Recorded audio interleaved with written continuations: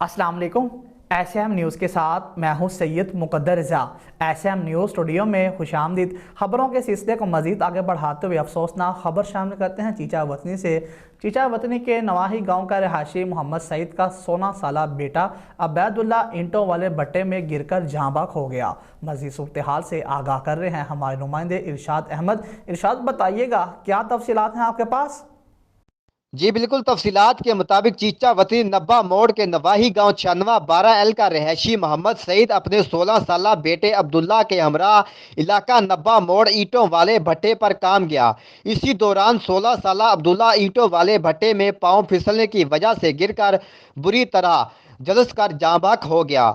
Rescue 1112 के एहलकारों ने लाश को निकालकर वारसों के हवाले कर दिया। जी बहुत शुक्रिया इरशाद अहमद, तफसीलात से आगाह करने के लिए।